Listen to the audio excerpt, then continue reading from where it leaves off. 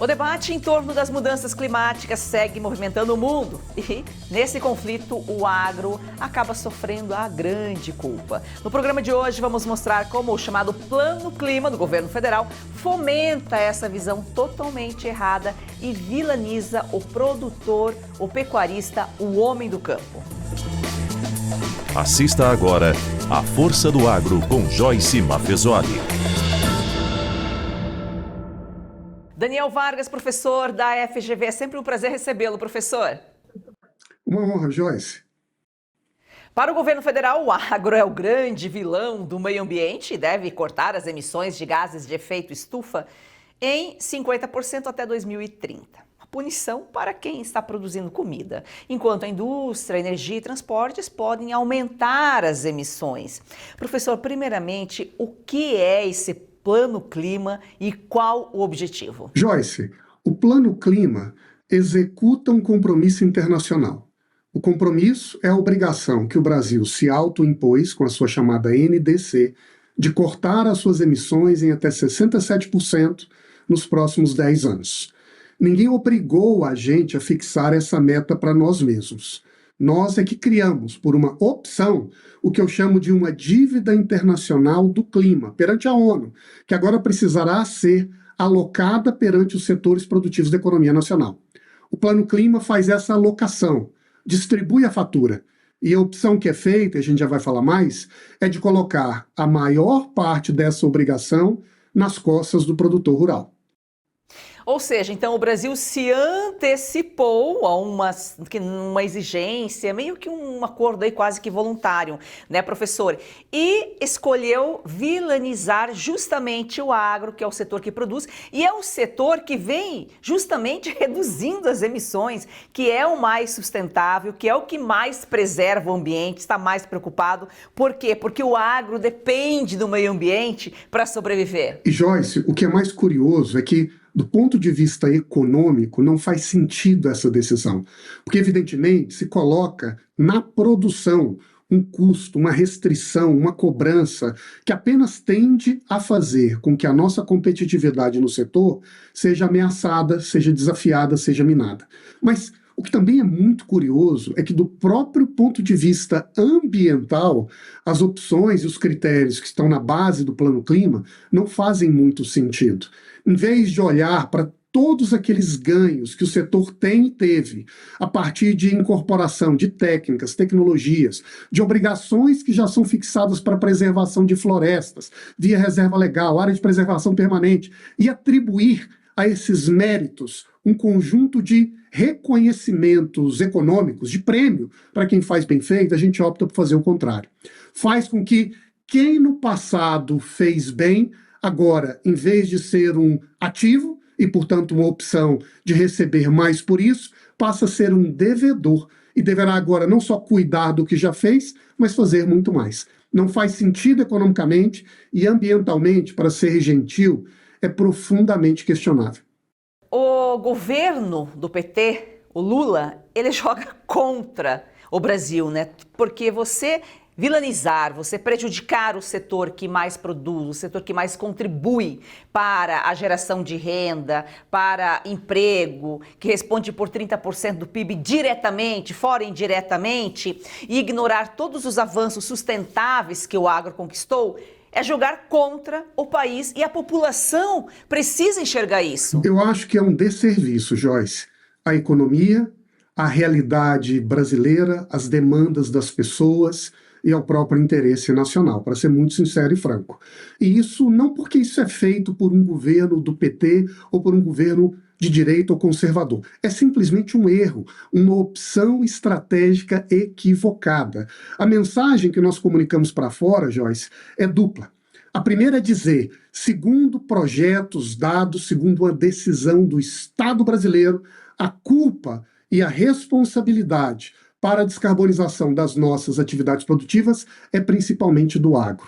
Transmitimos ao mundo uma espécie de culpa, né, colocamos um rótulo em cima do produtor rural de vilão do clima. E daqui a pouco, quando formos competir com outros produtores de outros países, com obrigações muito inferiores àquelas que o produtor brasileiro já possui, nada disso passará a valer, a ser reconhecido, a ser, em última análise, atribuído a cada um segundo critérios justos. Nós simplesmente nos autocondenamos. Sinceramente, para mim, isso parece mais uma forma de sabotagem política do que propriamente uma decisão técnica, soberana de quem quer ver um desenvolvimento com sustentabilidade no Brasil.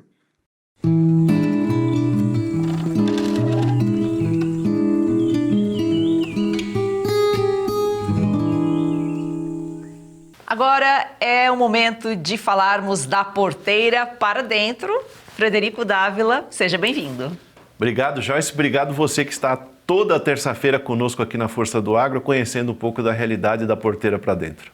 É dada a largada ao início do plantio de feijão irrigado em São Paulo. O manejo deve ser cuidadoso para evitar deficiência ou excesso de água. Ô Frederico, qual que é a área de plantio prevista aí nessa safra e também expectativa de colheita? Porque nem tudo que planta vai conseguir colher, né? Exatamente, você está corretíssima. E lembrando que o feijão, Joyce, são 3 safras no Brasil por ano, né? Então você tem a safra das águas, a safra da seca e a safra intermediária. Então você tem 3 safras de feijão no ano. Agora São Paulo entra numa época que você praticamente não tem plantio em outras regiões do Brasil, a não ser aqui no sudoeste do estado de São Paulo especificamente. Região ali do Campos de Olambra, Paranapanema, Itapeva, a região sudoeste de São Paulo. E que vai chegar no mercado no mês de novembro e dezembro, aonde a gente praticamente não tem a oferta de feijão novo no mercado. Então, toda a indústria está atenta à produção do sudoeste paulista para essa época do final do ano, que vai abastecer as gôndolas dos supermercados, as indústrias empacotadoras nessa época com o feijão novo. E a maior parte do feijão fica aqui no mercado interno, né? Praticamente. Grande parte do feijão fica no mercado interno. Você tem alguns feijões chamados de cores ou especialidades que vão para o mercado externo, feijões especiais que são assim chamados esse segmento. Aí entra o azuki, entra aquele feijão que é o enlatado americano, que a gente já conhece lá dos Estados Unidos, né? O feijão mexicano, que também é o red beans, né? Que é o feijão próprio de certas regiões.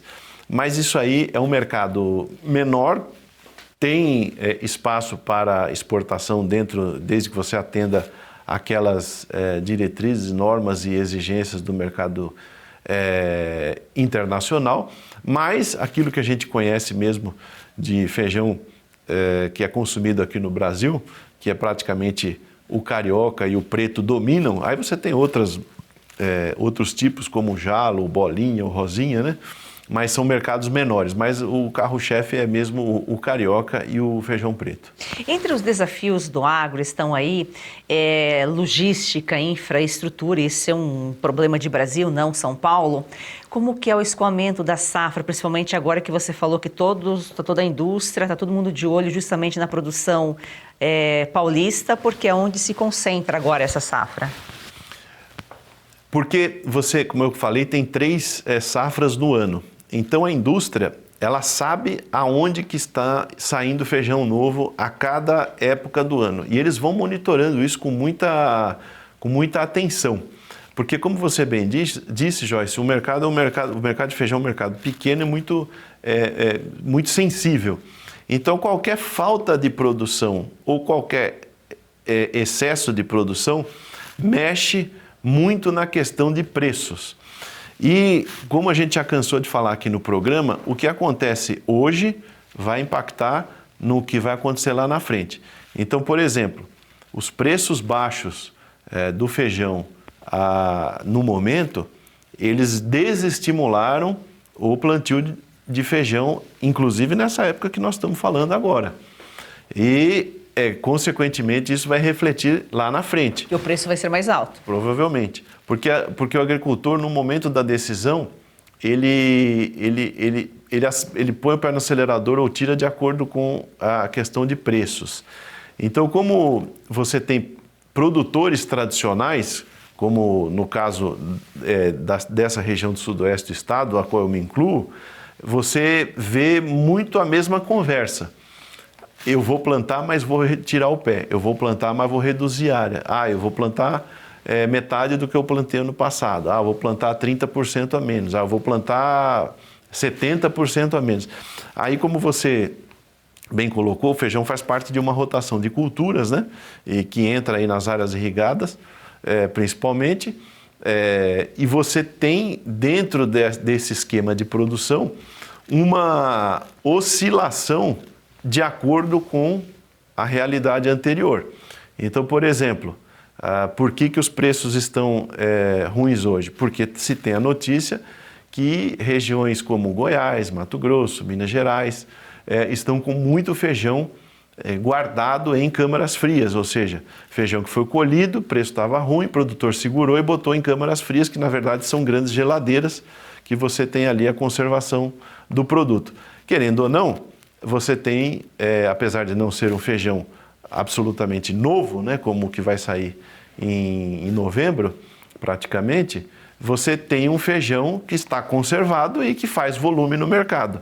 A partir da notícia que você tem esse volume estocado, o produtor tira o pé. A própria previsão do tempo, ela muda, não é que, errou a previsão, ela vai mudando. A previsão de amanhã, chega amanhã, mudou.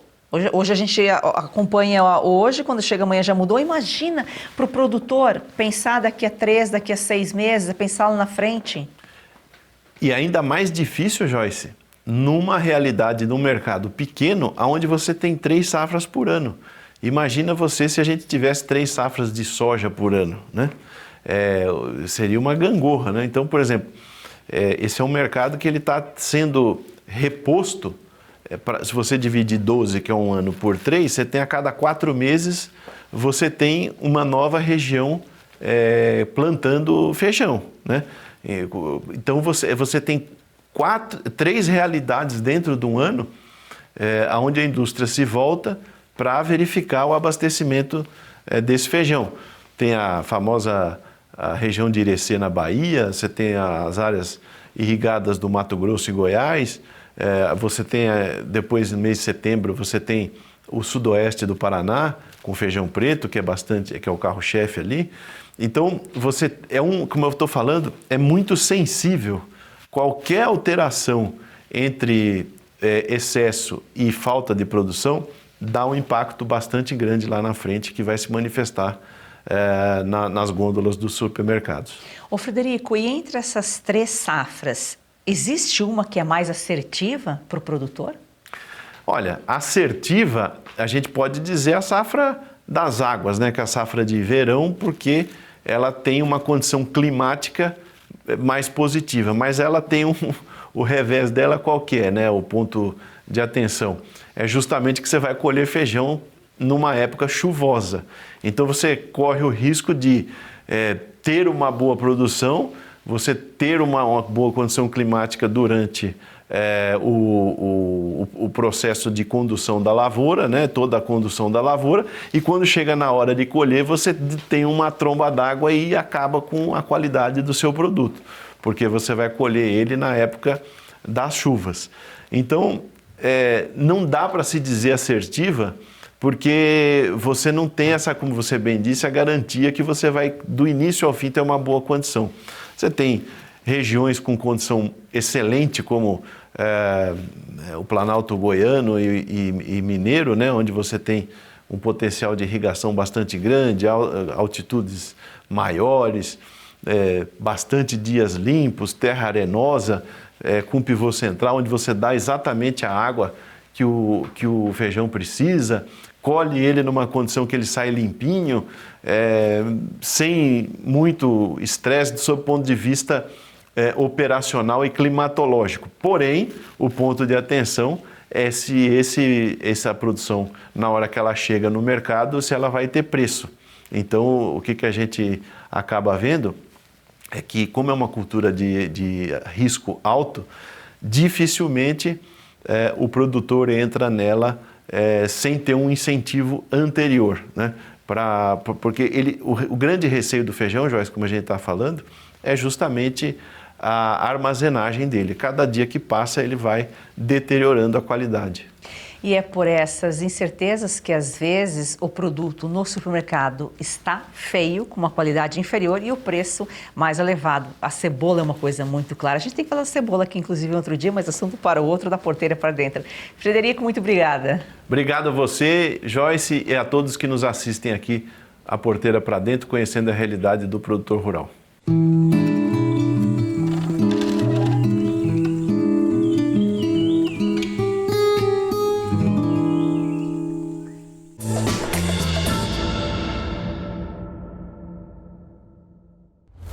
A informação pode mudar o futuro de um país. 2026 será um ano decisivo para o Brasil. A Oeste quer estar na linha de frente agora também na TV. Mas esse salto só será possível com o seu apoio. Vamos juntos bater a meta de mais 20.000 assinaturas. Espalhe a verdade. Ajude a mudar o futuro. Assine a Oeste. Para apoiar mais este projeto da Oeste, faça sua assinatura com até 20% de desconto, com pagamento em até 8 vezes sem juros. Você pode assinar pelo site revistaoeste.com/assine ou pelo 0800 580 2020. Assine agora, nossa equipe está de prontidão aguardando você. Assine já!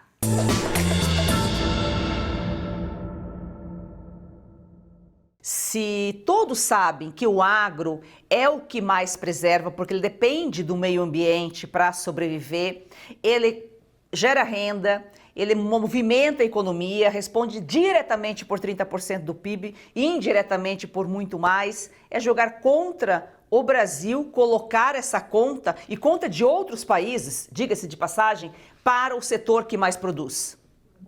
Eu acho um erro estratégico de implicações muito significativas para o país, Joyce.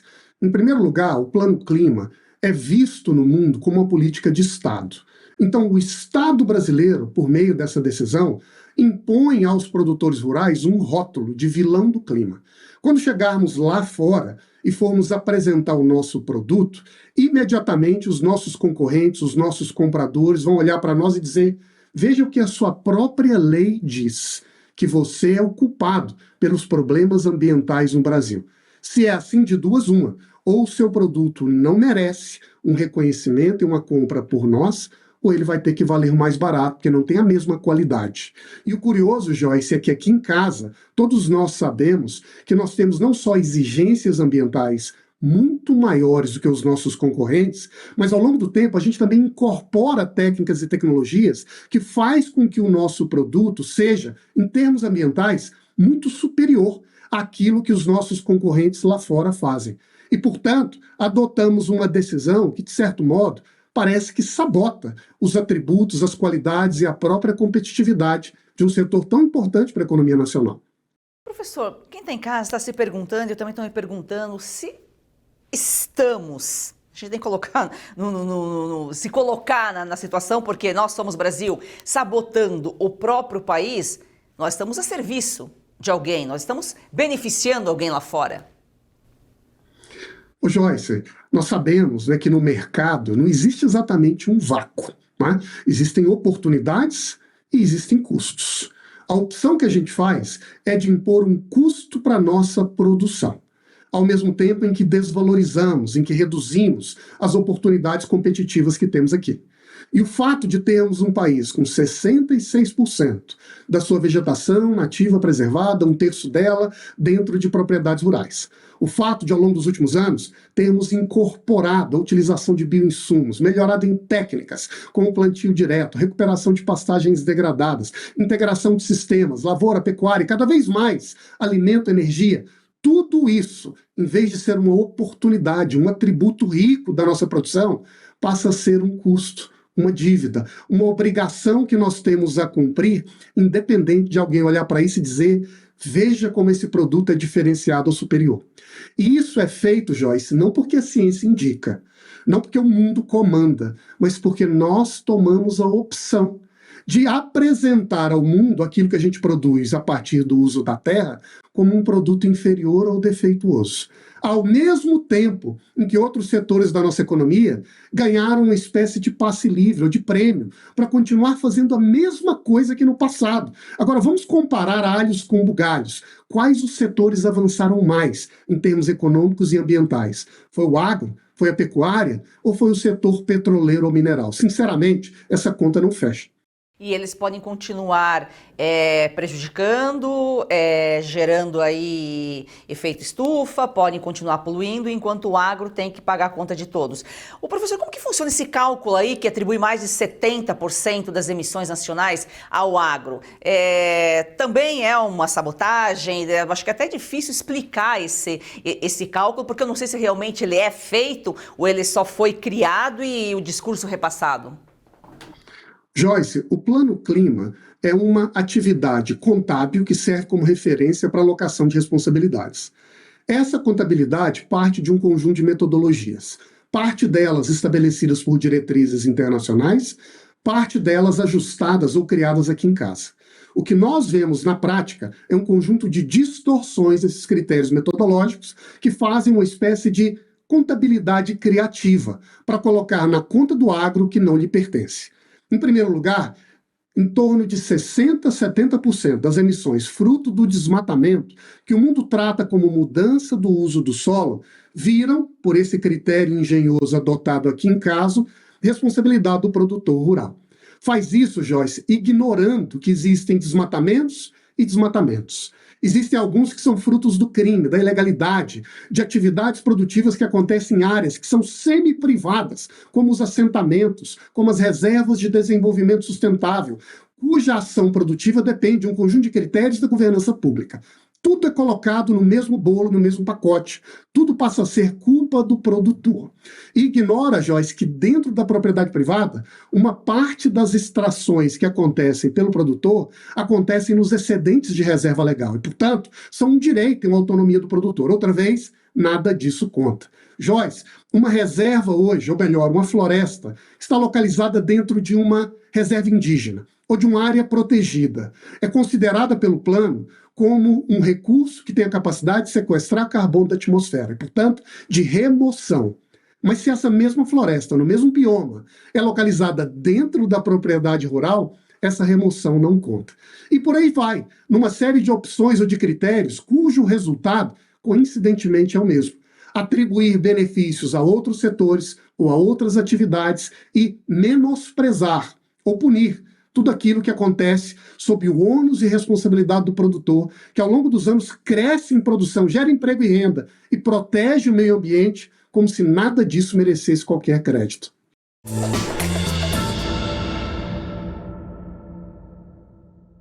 Pausa rápida aqui no programa para um alerta importante. Se você sente dores constantes nas articulações, nos joelhos, nas costas ou nas mãos, atenção! Não é normal conviver com dor todos os dias. E por mais que digam que é coisa de idade, isso não é verdade. A dor mostra que seu corpo está pedindo ajuda. E hoje você pode fazer algo para ele, não é mesmo, César? É isso aí, Cauti. Tem muita gente que já nem lembra como era viver com disposição. Acorda cansado, dorme mal, evita sair de casa porque tudo incomoda.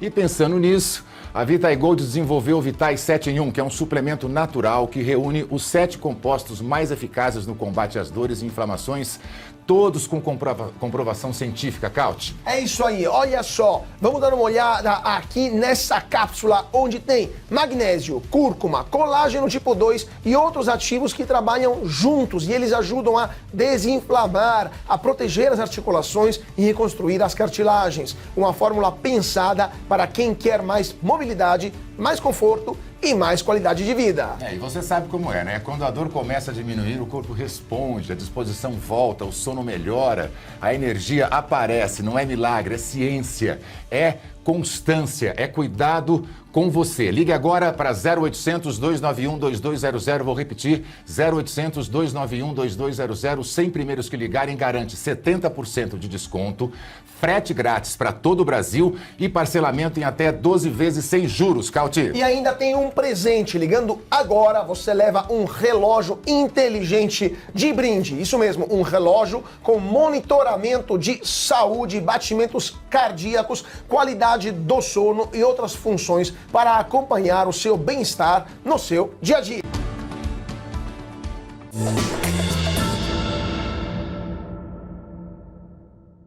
Por falar em distorção, não precisa ser especialista para entender que essa meta não vai ser alcançada, porque se o agro tem que reduzir, né, a meta aí é reduzir 50% até 2030, a conta maior é para o agro tem que reduzir e os outros setores podem aumentar. Não tem como cumprir uma meta dessas, enquanto um reduz e o outro pode poluir. Veja, Joyce, a opção que o plano faz, e os números são claros, é de um lado, de olhar para o setor de indústria e dizer, nos próximos anos, vocês podem aumentar as suas emissões em até 34%. Olha para o setor energético, que lá fora é a grande preocupação global, e diz, vocês podem aumentar as suas emissões em até 44%. E olha para o agro e diz, para que isso aconteça, você vai ter que cortar as suas entre 50% e 54%. Daqui a pouco, Joyce, o que nós começaremos a ver no Brasil é um agro que, para cumprir com as obrigações climáticas que o Brasil estabelece perante o mundo, vai ter que parar de produzir para começar a plantar floresta. Porque para atingir esse grau de responsabilidade e compromisso que o próprio governo espera, a solução é tornar o Brasil uma grande floresta pública, em que o próprio produtor, sob seu ônus e risco, vai deixar de produzir alimento, bioenergia, fonte de fibras, oportunidade de renda e riqueza, para começar a plantar floresta e, quem sabe, receber uma bolsa verde estabelecida pelo governo. Sinceramente, isso não faz nenhum sentido. E o que nós todos esperamos é que essa ficha caia. Não entre aqueles que produziram esse plano, que verdade seja dita, sabe bem o que estão fazendo, mas perante as outras lideranças de setores econômicos, de ministérios ligados à produção, que podem e devem olhar para isso e ver que esse caminho não é o melhor para o Brasil. É momento de união, unir forças. Agro tem que deixar o seu individualismo de lado e se unir, população inclusive. Ô professor, e esse plano, ele está em votação? Existe aí uma participação popular? Isso não é votado por ninguém, Joyce. A verdade é que todas as decisões tomadas na agenda climática brasileira dos últimos anos foram decididas nos bastidores, distante do olhar e da participação dos setores produtivos envolvidos. Quem não tem nenhuma relação com a produção de alimentos, com a produção industrial, com a produção de energia, se junta no fundo do quarto para debater e discutir como a conta vai ser distribuída para quem produz e trabalha. E temos feito isso sem envolver os setores responsáveis e sem sequer abrir essa discussão ao parlamento, onde estão os representantes eleitos do país que discutem legitimamente as opções, as deliberações, as metas fixadas para a economia nacional. Sabe o que é mais grave nisso tudo, Joyce? Ao longo dos últimos anos, tem avançado na jurisprudência brasileira uma interpretação que sugere que compromissos ambientais têm natureza supralegal. Em outras palavras, sequer uma decisão tomada pelo Congresso em ambiente ordinário teria capacidade de desfazer um compromisso que nós estabelecemos perante o mundo no âmbito dessa legislação climática global. Em outras palavras, o que nós estamos fazendo aqui é tolher, em algemar as próprias mãos dos legisladores brasileiros, em boa medida, para deliberar, discutir algo que ficaram sabendo há poucos dias, numa consulta pública de poucos dias, mas que tem consequências que podem durar por muitos anos para o Brasil. A agenda globalista, a conspiração que até ontem era teoria, hoje está sendo colocada em prática e é preciso acompanhar, é preciso ver o que está acontecendo e reagir. Professor, é sempre um prazer recebê-lo aqui. Muito obrigada pelas suas informações. O senhor tem um conhecimento enorme. É sempre um prazer compartilhar aqui com o nosso público essa sua experiência internacional. O senhor já morou lá fora, sabe muito bem, pode falar com autoridade, sabe, é conhecedor da causa. Joyce, eu que agradeço e eu espero que quem perdeu a disputa econômica e ambiental na Europa e nos Estados Unidos nos últimos anos não elege o Brasil como segunda chance. O que não deu certo lá não vai dar certo aqui. Recado dado. A gente se vê amanhã. Muito obrigada pela sua audiência. A Força do Agro, o melhor do Brasil, começa no campo.